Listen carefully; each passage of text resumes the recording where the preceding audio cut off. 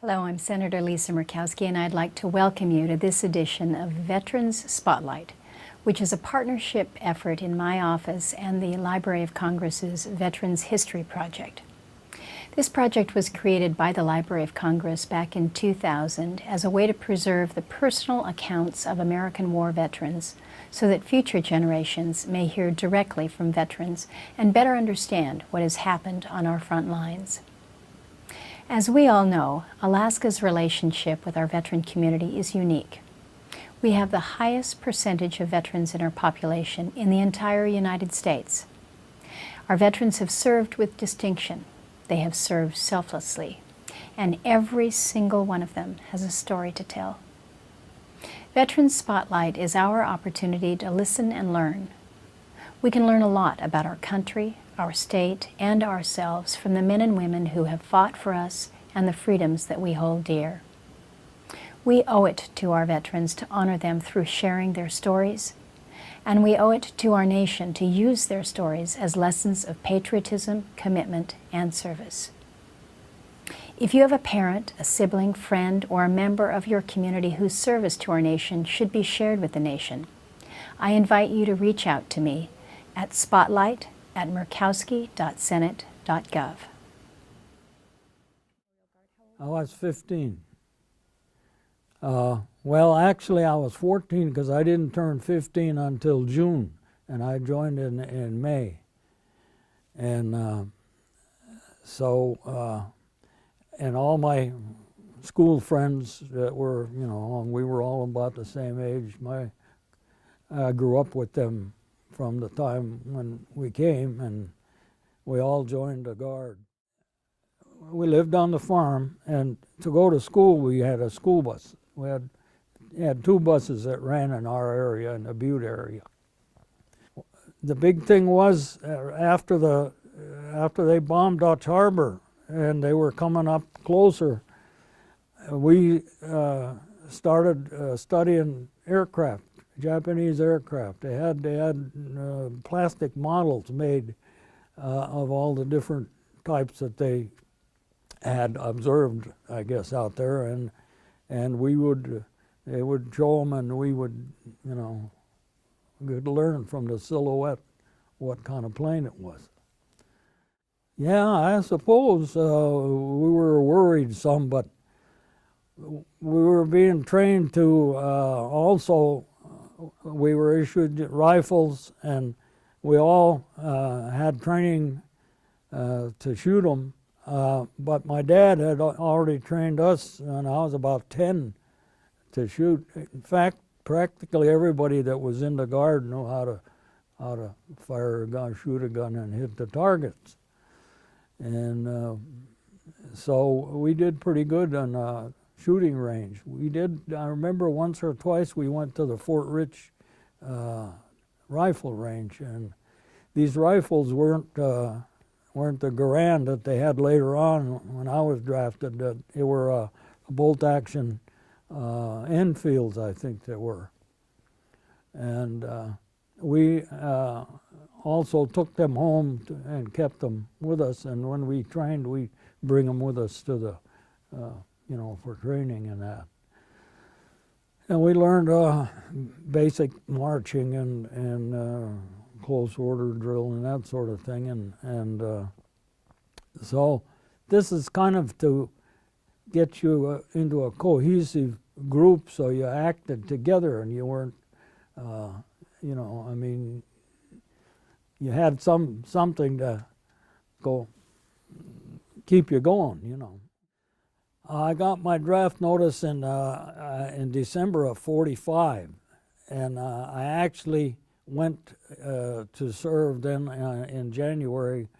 I went to basic training at Fort Richardson on I think it was the 9th of January. We started. It was a 14-week program, and we were trained infantry basic. And we did a lot of stuff in the winter. I was in with a lot of native fellas from all southeastern Alaska, western Alaska, interior, and we all became friends. And I remember we'd be going out. We'd make these hikes, and we had that winter. I think we got quite a bit of snow, and so they'd line us up according to height. Well, I was the second tallest, and so this guy and me, we were breaking trail all the time when we go on these hikes, because we'd go out, you know, different places where nobody made any trails or anything. And and the native guys were the smaller guys in the back. Our line would we'd be going along and they'd be straggling way behind. I remember the sergeant yelling, "Close it up, close it up." And he'd run to catch up, you know.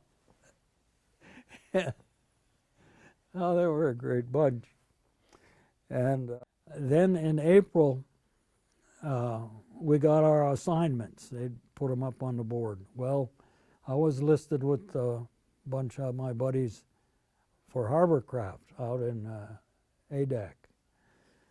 And this was a 36 transportation service company.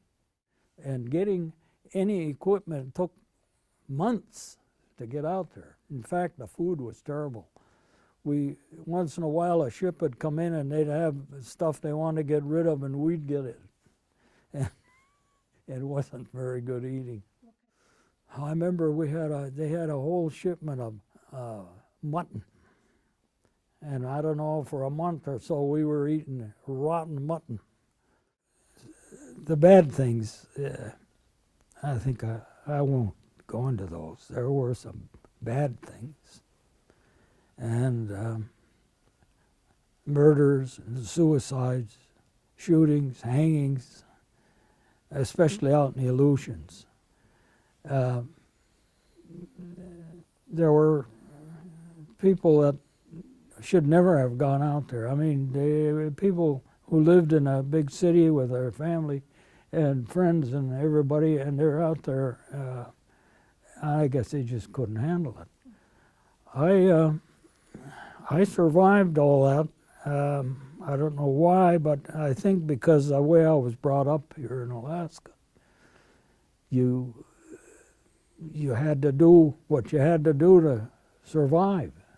In fact, you had to depend on each other in those early days because your life might depend on it, and it sometimes did.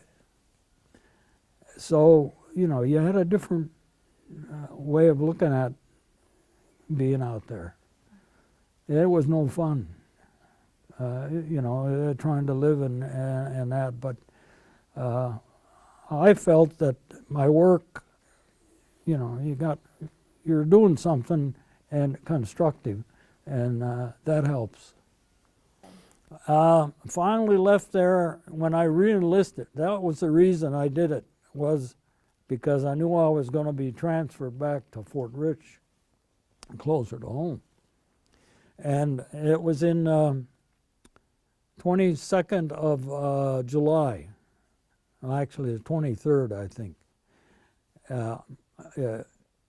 I switched over to the regular Army, a 13-month enlistment. And then they gave me orders to leave, so the only way you could go and come and go in those days was by plane. And all of a sudden, they shut everything down. People couldn't come or people couldn't go for a month. There was a diphtheria epidemic hit the island. And there were still like thousands of troops out there still when I was there. And so I couldn't leave. So it took a month before I got back to Fort Rich, and then I went into Post Engineers. That's the outfit that does maintenance on the post, electrical, plumbing, carpentry, that sort of thing. And I went into the electric shop, and in the office, and I was the clerk for the main guy that run the shop. We worked with civilians. There were civilians and military. We worked together, and so I was his secretary, I guess you call him. I know all the phone numbers and kept the paperwork going, and we'd get shipments of stuff and usual paperwork and stuff. Well, I didn't mind it too much, but I was anxious to get out and work with the tools, because it was good experience. Finally, there toward the end, I managed to get out and work in the field before I got my discharge.